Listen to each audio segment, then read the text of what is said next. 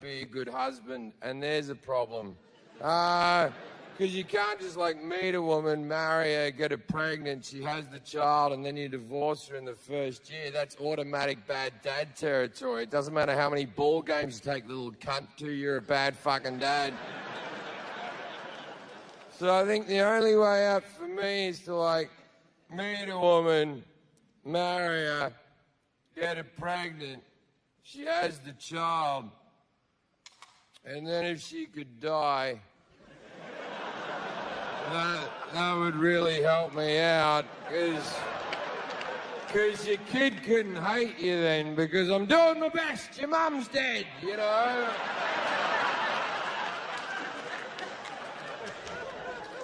But I've looked into it, and not as easy as you might think. It turns out that terminally ill women don't want to get pregnant. They're all about them and what they're up to and their issues.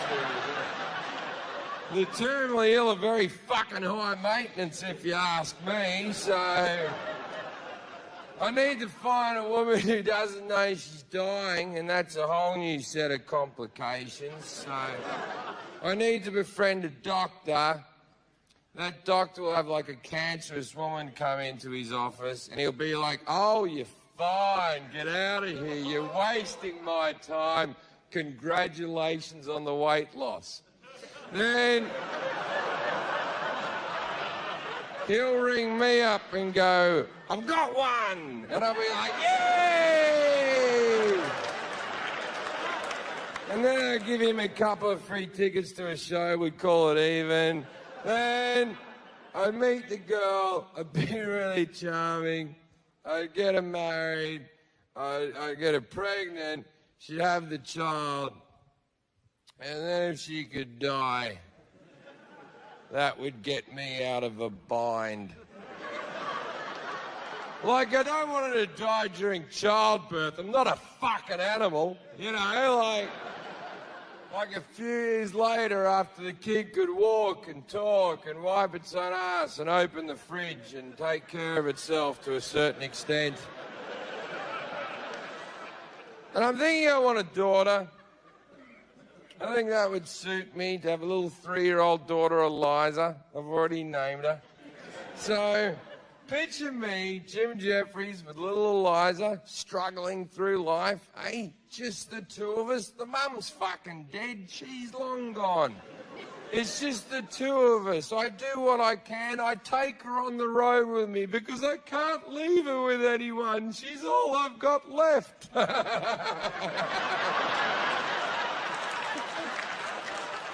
I'm fucking adorable.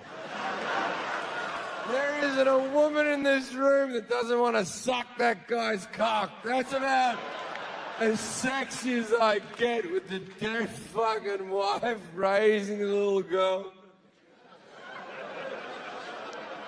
And I would play that card every single day as well. Like, I'd be like in a diner with little Eliza, and as the hot waitress walked by, I'd go, "No, Mummy's never coming back."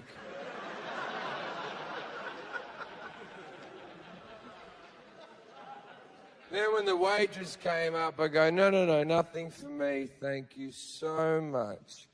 But I think someone might like an ice cream sundae." It's her first birthday without her mother. No, it's okay, we're okay. Sometimes I think she takes care of me.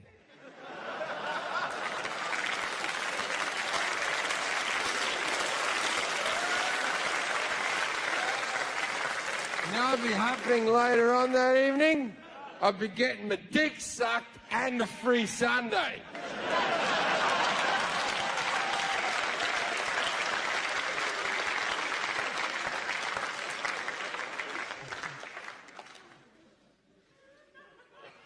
And I raised that kid good too. No fucking around. Raised that kid the same way that I was raised. I beat the fuck out of it.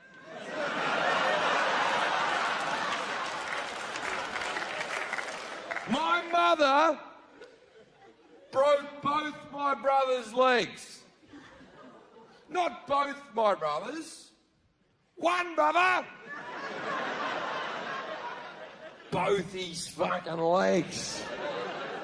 Scotty was under the bed going, I don't want to go to school. And Mum's going, get out right now, you're going to school. And he was like, no, I'm not. You can't make me. And she went, you don't think I can make you?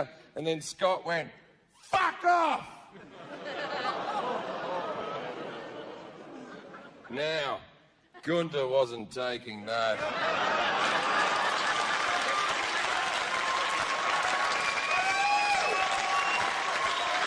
She reached under, grabbed him by the shirt, pulled him backwards, yanked him upwards so his shins shattered against the bed frame and the floor.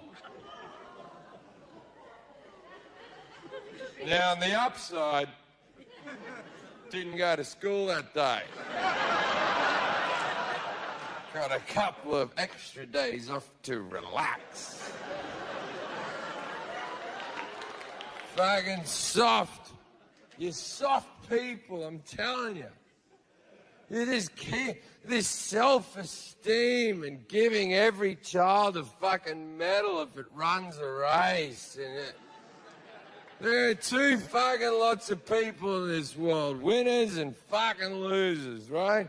You might not be a winner at everything, you might not be a loser at everything, but you won't find out what the fuck you're good at if they tell you you're fucking good at everything. Right?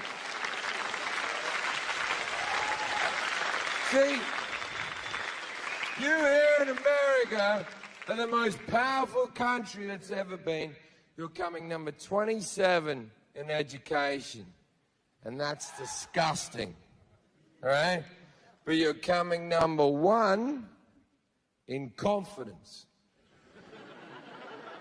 So you're breeding stupid, confident people. They're the worst employees in the fucking world. All right? So this whole we're number 1 shit, call it a fucking day, America. China's coming to get you. And you can't stop China, mate, because they're number 1 in education and they're the bottom of the list in confidence. Their entire society rotates around honor, respect, dignity. Do your homework, learn your fucking violin. So who do you want putting your car together? A little nervous Asian fella with a drill going zzz? Or this guy? Zzz. Perfect.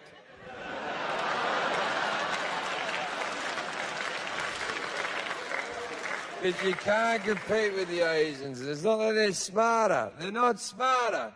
Their infrastructure is infinitely better. The Asians do something that we don't do. They acknowledge stupidity.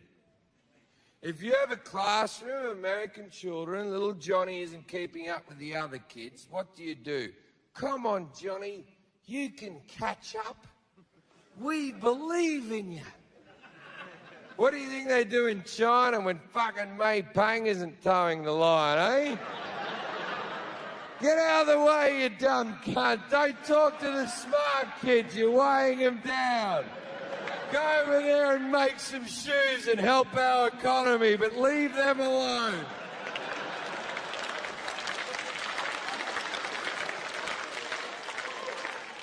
You don't acknowledge stupidity, and I can fucking prove it. We have 1,000 people in the room. By a show of hands, don't do it ironically. Don't do this sarcastically. Only do this if you truly believe it. Put up your hand if you truly believe you have a stupid child at home.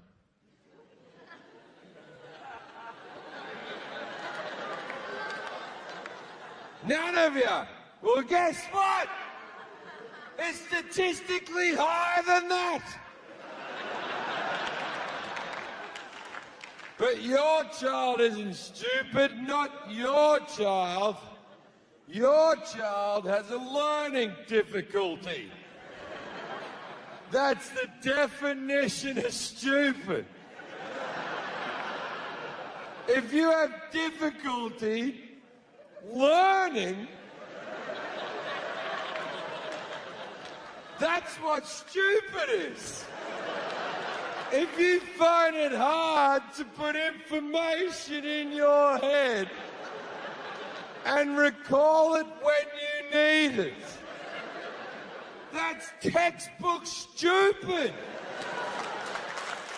And there's nothing wrong with being stupid.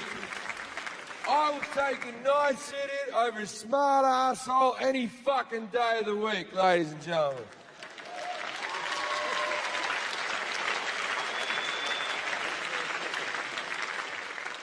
But let's just acknowledge these people. You know, now I've given you a good point. Many of you are thinking, maybe our kid is a dumb cunt. You're picturing him in his little league game. He's in the outfield digging a hole with a stick.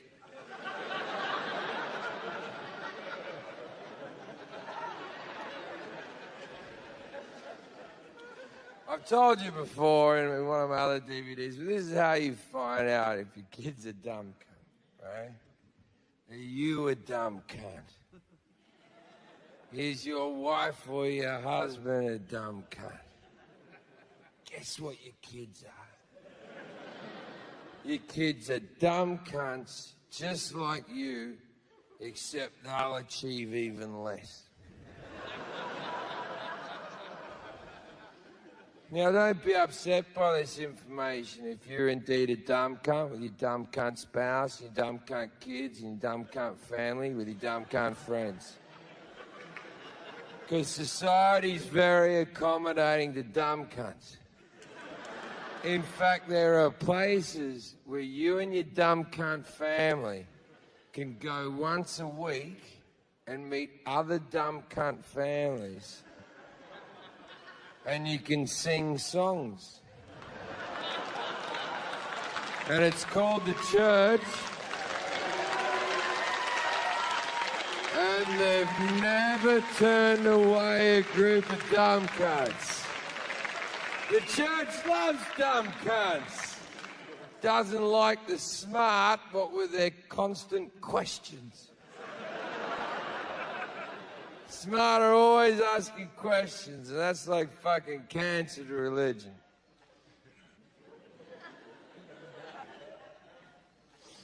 See, I became an atheist when I was 15 years old. I remember there was an exact moment. I was digging a hole with a stick, and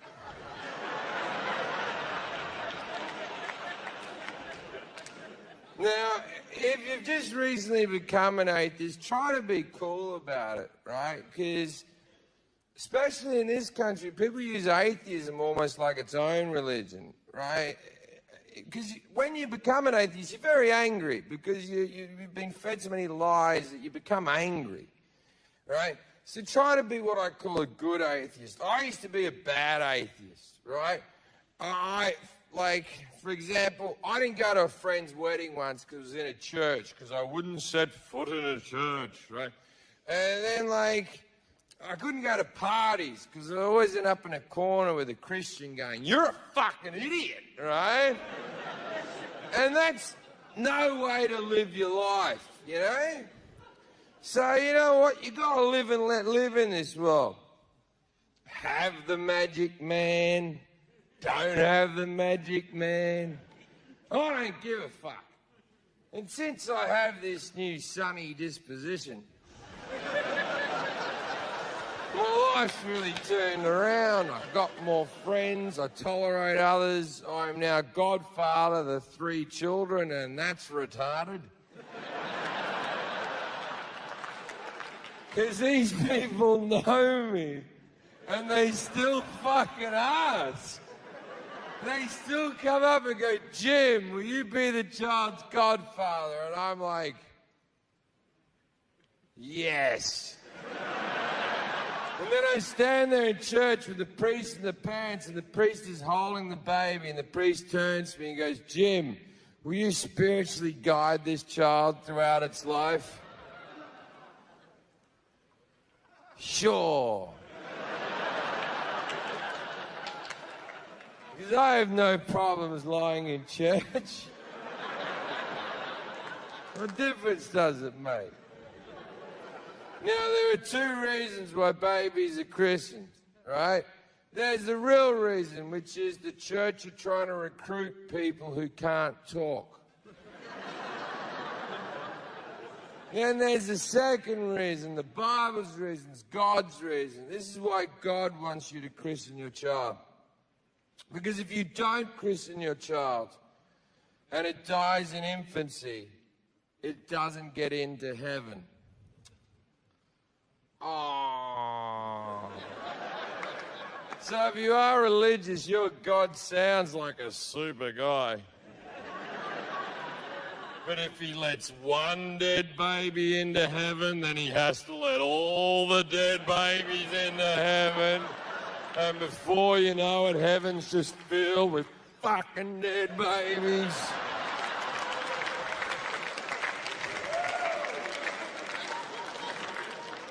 Won't be able to move for dead babies. And let's not act like these babies didn't know what they did.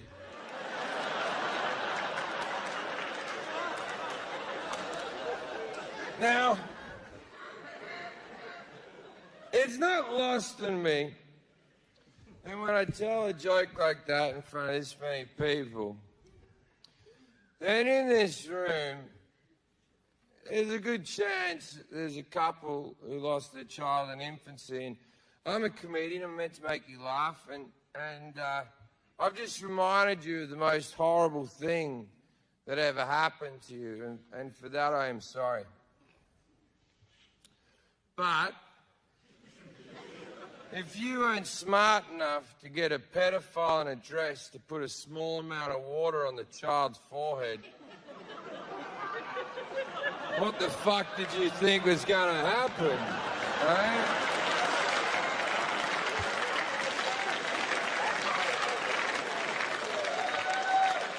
As far as I'm concerned, you're bad parents. And that's why God took your child away from you.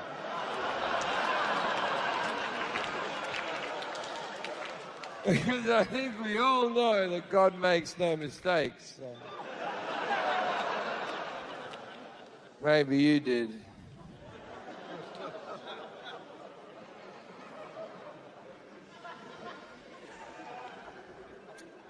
It's weird, you know, feel that tension in the room now. People are still... I like it. I prefer it to laughter. I'm used to laugh. I like this weird feeling. Because you all know what I do. You've seen my specials. You bought a ticket. People still get shocked. Right? But the thing is, it's not my fans that get shocked or upset. They know what's fucking happening. The problem with these shows is that people come in groups. And there's some guy here who's a big fan of mine, and he said to 6 of his friends, "You gotta see this guy. We're gonna have a great fucking night." And at this stage of the show, he's going, "Oh no. Oh, Karen's here. Karen fucking loves God.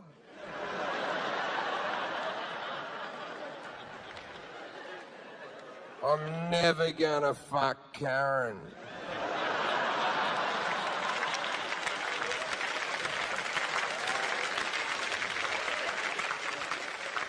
Then afterwards, I'll be outside having a drink in one of the bars around the place, and afterwards, Karen will see me and she'll walk up to me with a smile like this. She'll come up and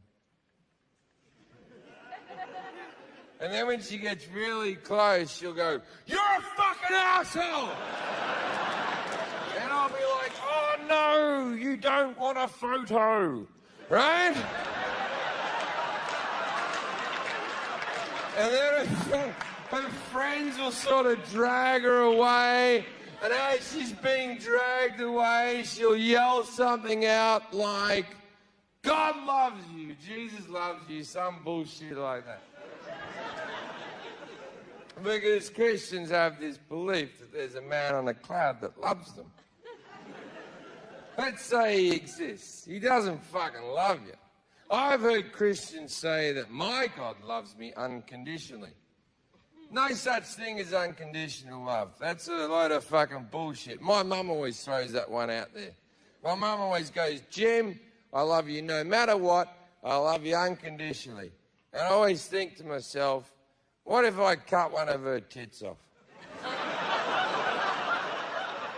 What if I just got a rusty blade and started hacking into that obese woman's breast? And, like, would she still love me? She might. I'm not willing to test it, but I can tell you for sure. I can tell you for sure that God does not love you unconditionally. I have already given you a condition. If you don't put a small amount of water on a baby's forehead, it burns for eternity. That's the condition of a fucking psychopath. Like, if God showed up at a party, he'd be the least welcome person in party history. Like, everyone would be having a good time, then someone would go, "Don't look up."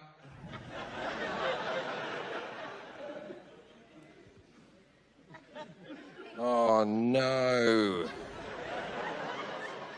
God's here. "Hey God, how you going?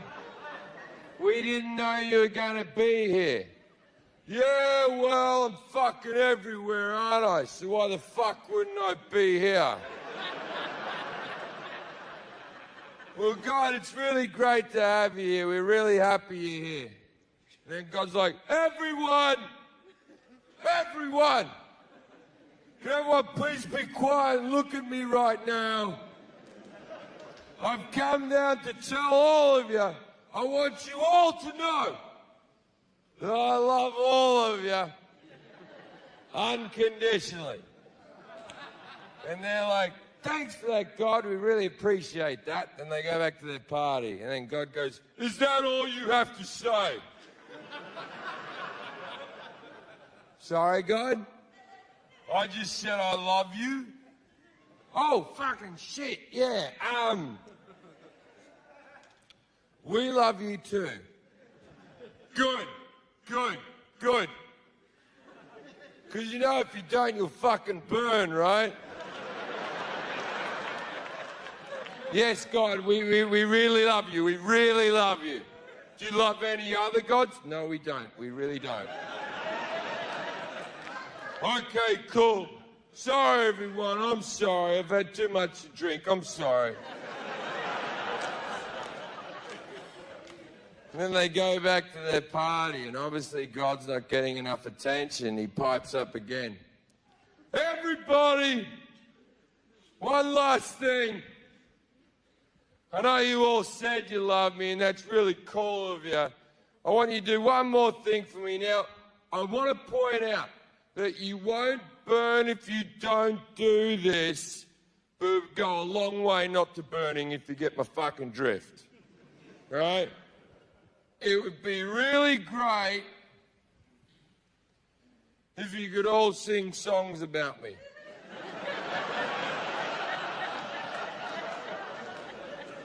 And they're like, "Sorry, God?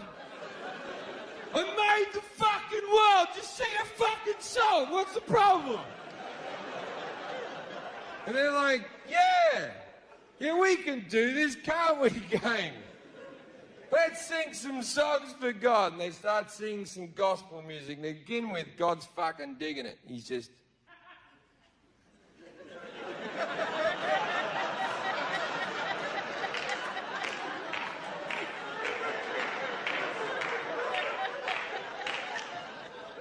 Because let's not forget that God's a white guy.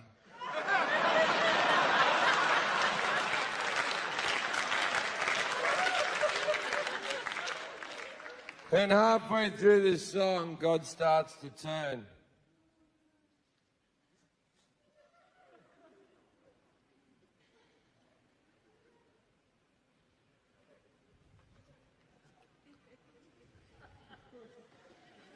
Everyone stops singing.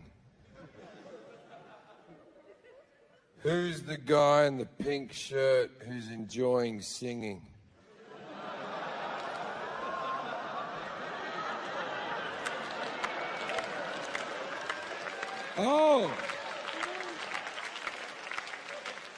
Oh, that's Brian and his boyfriend.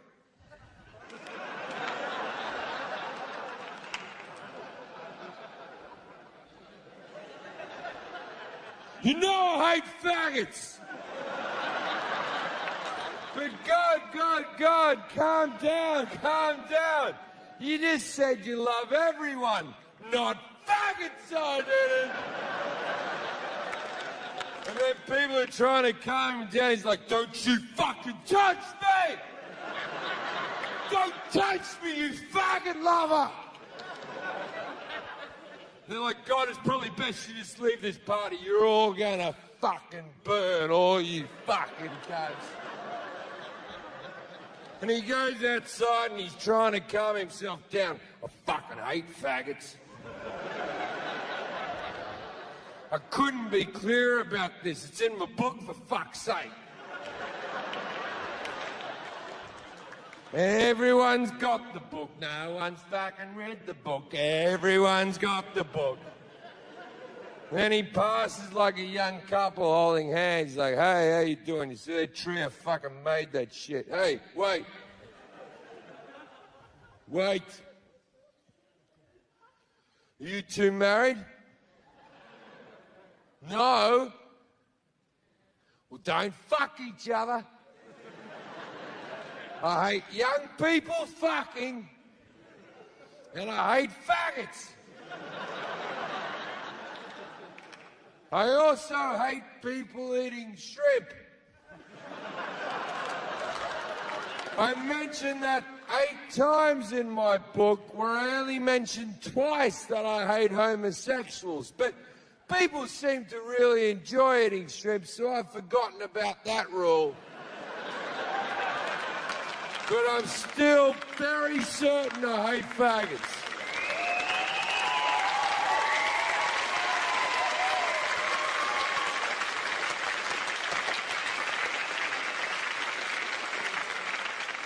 And everyone's like, I'm so happy to have him in my life.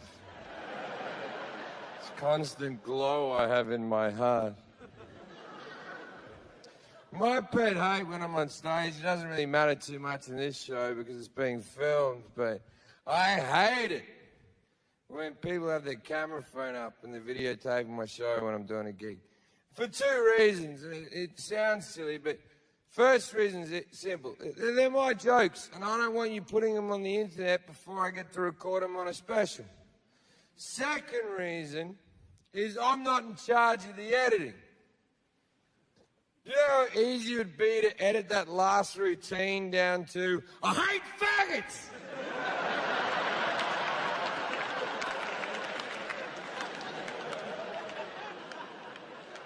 and I'll be getting interviewed and someone go, Jim, why do you hate homosexuals so much? And I'll be like, I don't hate homosexuals. And then they'd show me the clip and I'd be like, oh no!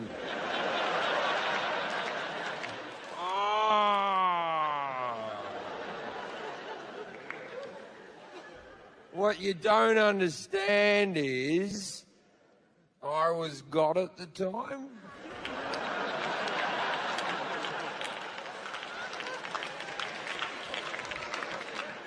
God doesn't like homosexuals. And I don't hate gay people, I'm pro-gay people, man. I protested for gay marriage.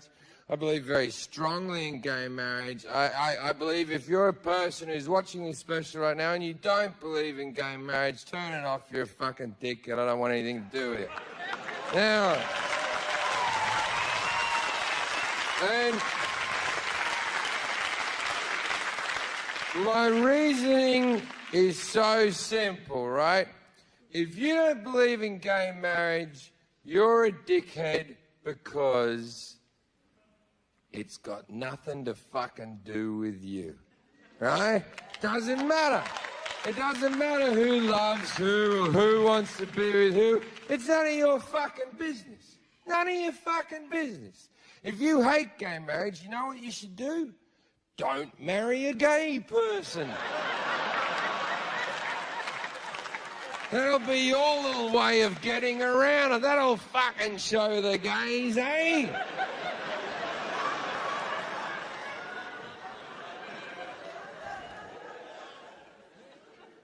I like to be gay. It'll fucking suit me. I studied musical theatre at university. I'm wearing leather without a shirt underneath.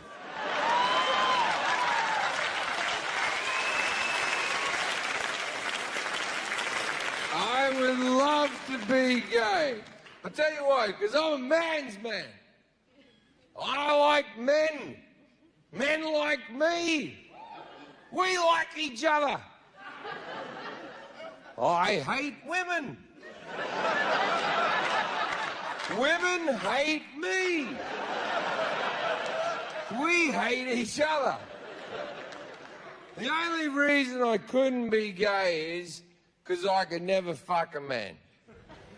Because I could never fuck something that I respect.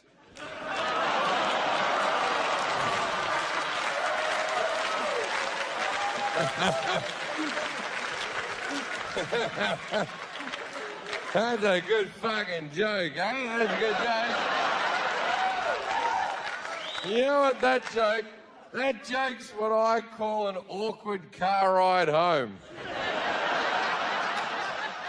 You know how many men are going to be driving home with their girlfriends or wives this evening and they have to do this one? They've got to go, what joke? Oh, I don't remember that joke. I laughed at it. Me. That doesn't sound like me.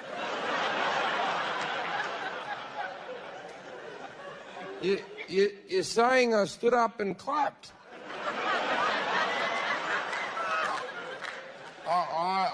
I was probably laughing about the joke before it, where God hated homosexuals.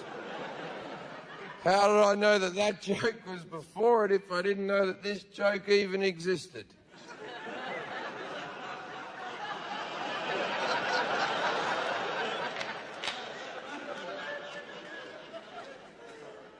Your mother's a cunt.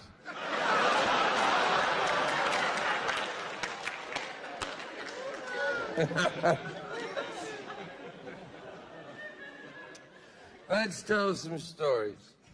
Now, this first story, the first bit of this story you should already know. In the same way that you know things like don't kill people, try not to rape.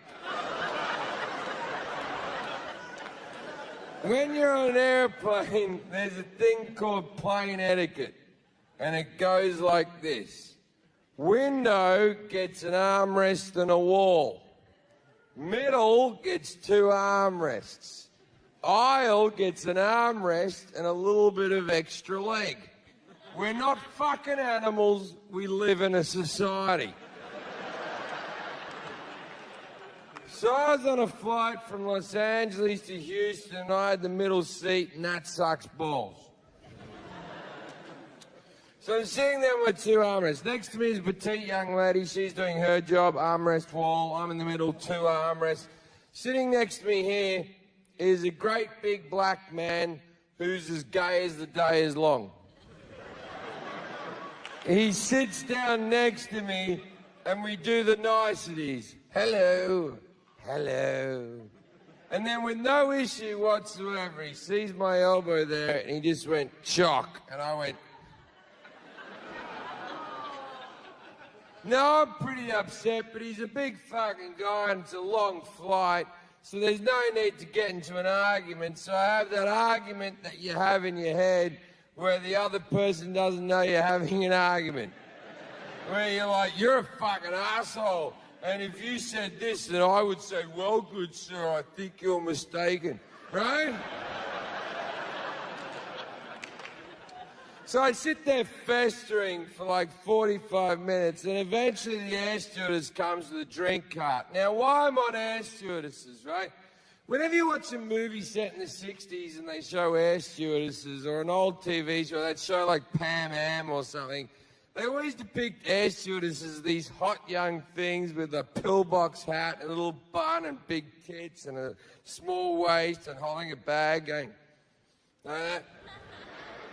I don't think any of those women have retired. Because this thing was just being propped up by the drink cart. 50 years of recycled air had made her skin drip off her skull like the end of Raiders of the Lost Ark. She comes up, the guy reaches over for his drink and his pretzels, armrest open, bang, I'm back in. And I'm not fucking going anywhere either. He puts all of his things down in his tray and he goes to put his elbow back, but he fucking can't, can he? He can't. Because there's a wall there called Jefferies and he can't fucking move it, right? And he's pushing, and I'm acting like I can't feel it like this, but casual like.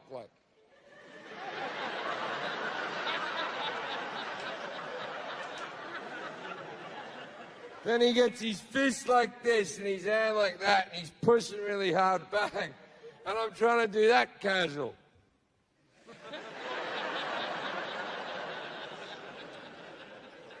But he's much bigger than me, and eventually I have to give in. I just went chock.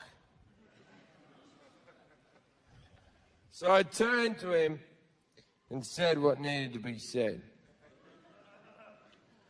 Why are you such a cunt? Now, I understand that that word in this country isn't as popular as maybe it should be. People were freaking the fuck out. They were going, he did, he just said it, I heard him say it. Called that man a C-bomb, I heard him say it, Bob. Called the man a C-bomb, Bob. And he was shocked as well. He turned to me and went, excuse me, why did you just call me? But in for a penny, in for a pound, right? And I was there going, a cunt, sir. I called you a cunt. And he said, are you upset because you're trying to take my armrest? And I went, you don't know plane etiquette. Window gets an armrest and a wall. Middle gets two armrests. Aisle gets an armrest and a little bit of extra leg. We're not fucking animals. We live in a society.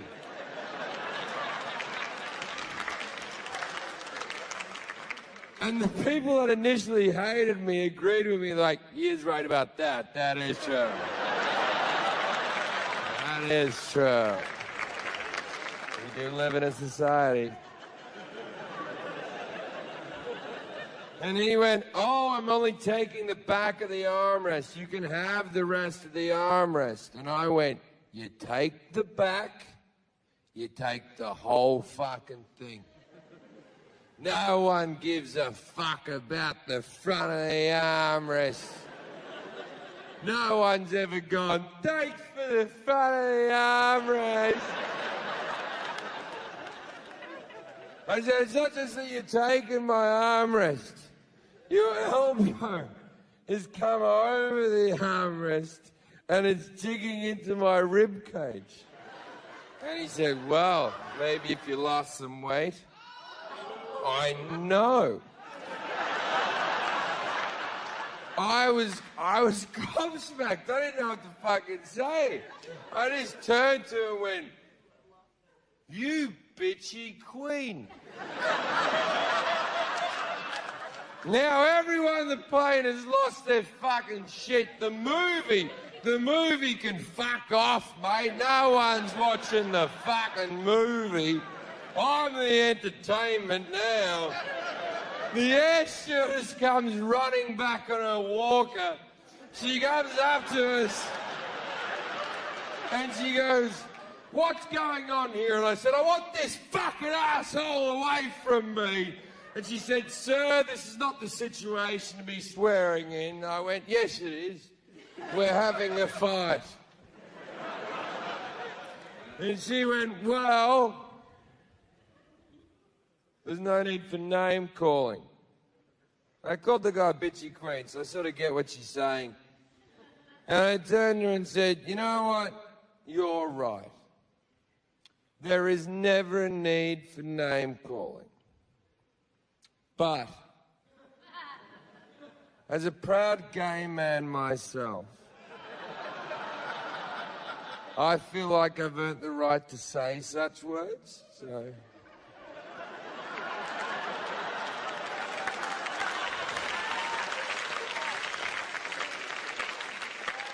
She apologized. The gay guy knows I'm fucking lying. He's fagging the fuck out, just...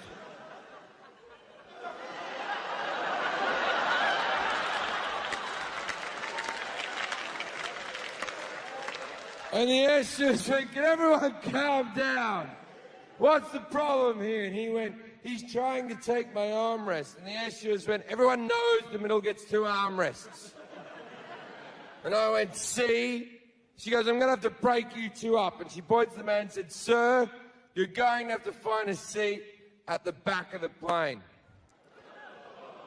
I'm victorious. I stand up. I bash my head on the thing. I point at the man. And I went, get to the back of the plane. Now, a lot of people on that plane hadn't seen the rest of the argument. All they have seen is me pointing at a black man, yelling, get to the back of the plane. Things got real awkward real fucking quick. I didn't know what I'd done yet. People were yelling at me, calling me a racist, and I was like, I know, but how do you know?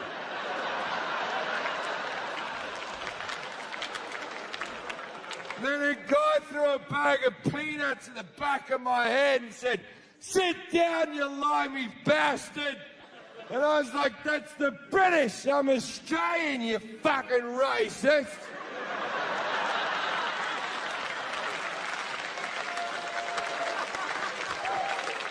Which would have made a lot of sense if being British or Australian was a race and not a nationality. But at that stage, I was clutching at straws, really. So, I go sit back down in his old chair. We got the empty seat between us. Me and the girl pounded out. Now, later on the flight, I'm walking up the back of the plane to the toilet. And I want to see the guy, because I want to go...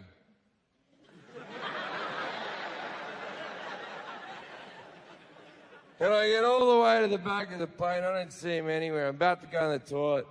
And then I see his leg around the corner. There were no more seats. This is a full flight.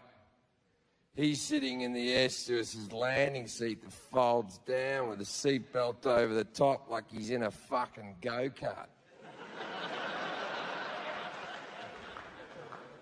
I put my head around the corner and went, "No armrest here, dickhead." And the air stewardess went, "You get back to your seat," and I ran away like a child, like.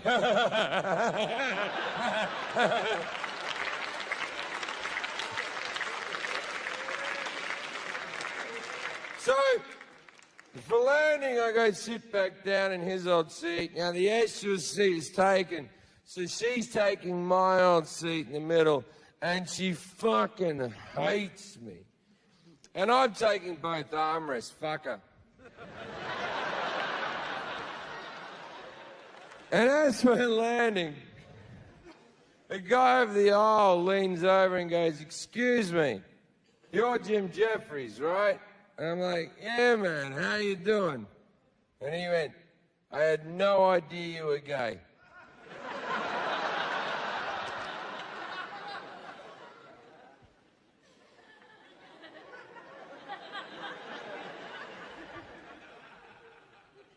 Fucking yeah, man.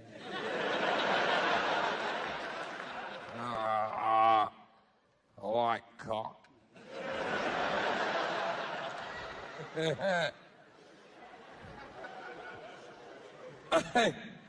I threaten any like fucking techno DJ guy who's watching this special to make some song out of "I hate faggots, I like cock." I hate faggots, I like cock.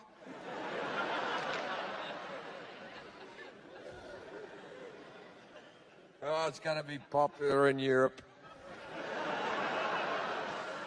Now, this last story happened 5 years ago and involves a very famous movie star comedian. I won't say his name as he comes out of this story very poorly. 5 years ago, I was performing at the Just for Laughs Comedy Festival in Montreal.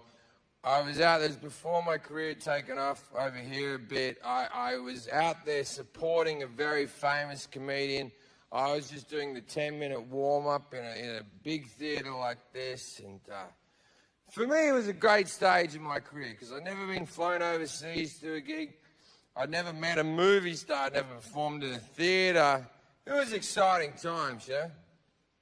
I get to the stage door after the gig, and there's like 300 people waiting in the alleyway just to get this guy's photo or an autograph or something.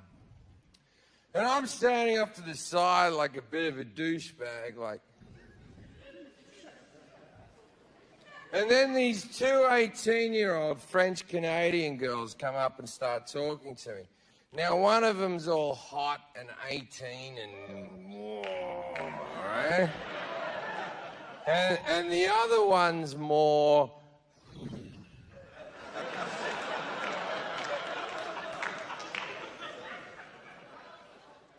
fat. So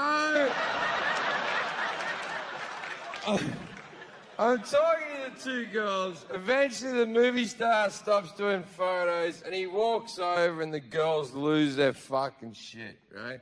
We go out drinking.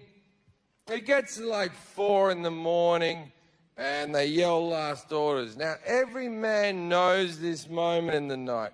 You've been working on a girl for hours. You haven't closed the deal.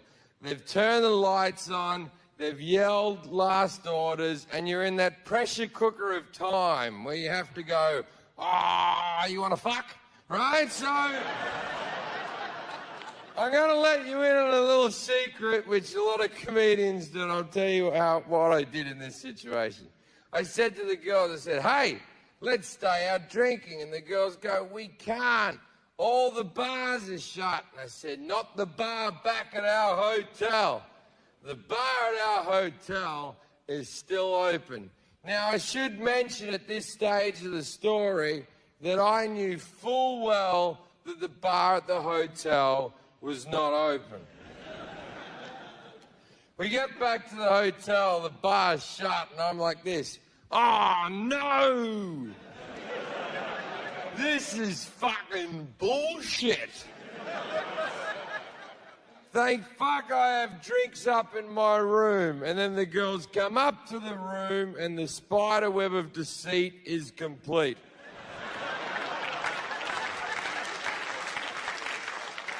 Now, we're all up there drinking. After about 15 minutes, the other comedian becomes what I can only call rapey. He wanted the two girls to kiss each other, but he wasn't doing that drunken, how about you two start kissing? He was grabbing the back of each of their heads, going, do it! Kiss each other! Do it! Now, I was sort of in awe of this guy, so I was kind of nervous, so I was like, don't do that. But there's a bit of my brain going, but if you pull this off, I'm right there with you. Right? The guy sort of checks himself very quickly. He's like, I'm sorry, Jim. I'm sorry, girls. I don't know what came over me. And we forgive him rather quickly. We continue on drinking. About 40 minutes later, we run out of Coca-Cola to mix with the Jack Daniels. So I go out to the vending machine to get more Coke. I come back in with all these cans of Coke under my arm. Now, obviously, since I've been away, the rapiness has surged back through his veins because he now has one of the girls pinned up against the wall and he's tearing at the top. The other girl's on his back trying to fight him off. Now, as exciting as it was to see my first rape, I really felt like I should intervene. But I was nervous, so I was kind of like George McFly from Back to the Future.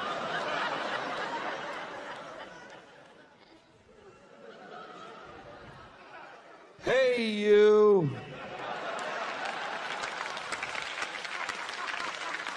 You get your damn hands off her.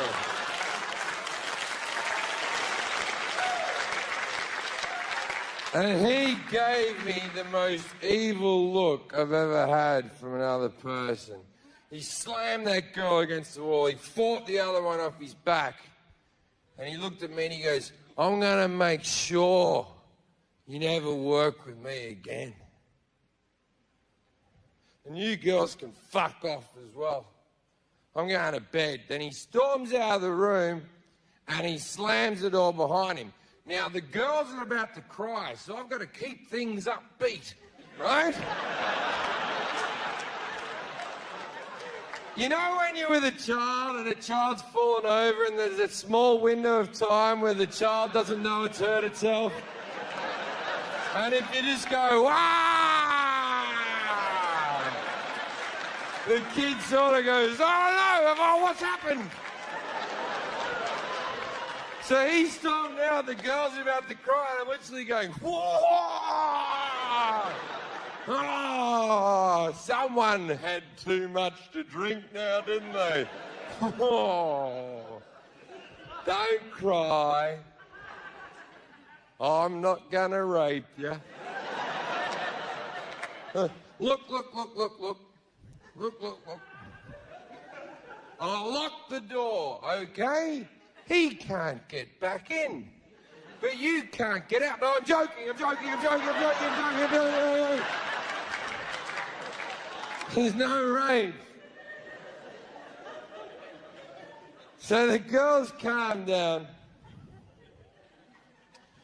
I go over to a table in the room and I start cutting up a gram of Coke. Now I turn around to offer the girls a line, but the look of horror that is on their faces. These are 18-year-old girls. They've never seen cocaine.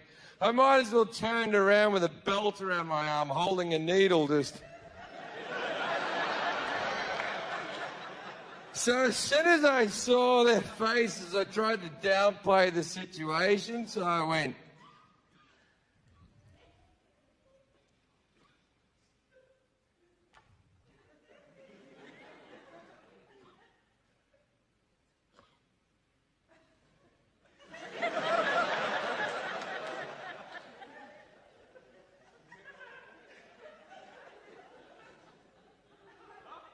I've never done it before. The bad man gave it to me. It's probably horrible. I'm going to throw it away. So I gently scraped the coke back into the wrap. And for a man who'd allegedly never taken cocaine in his life, I fold the wrap up like an origami ninja. Just...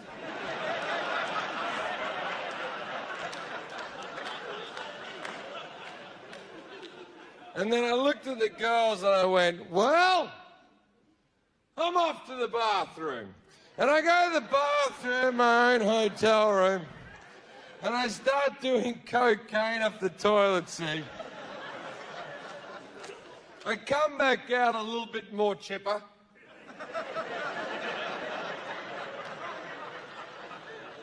I lay down between the girls. Every 10 minutes I'm getting up and doing cocaine. I'm coming back. I'm still drinking whiskey after whiskey. So I'm drunk, plus I'm coked up, but I'm trying to act like I'm not coked up. And so I'm trying to hide everything in front of the girls. And that's given me the appearance of cerebral palsy. Because I'm just laying between the girls going...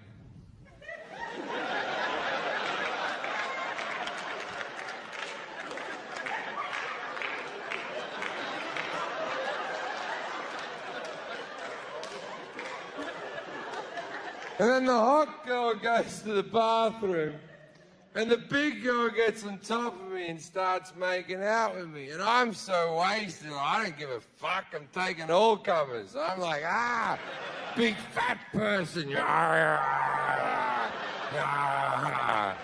It's like extra person, right? And then the hot girl comes out of the bathroom and the big girl gets off me as though nothing had happened. She makes a hell of a sound. And then the big girl goes to the bathroom and the hot girl starts making out with me, or I start making out with her, or who can remember. So when the other girl comes back from the bathroom, I spring to the end of the bed and I went, look, here's the deal. We've all been making out. We should all get naked and fuck. And the big girl's already taken off her top like, yeah, let's do this. And the hot girl goes, I don't want to do that. So I pointed at the big girl and I went, your job is to convince her.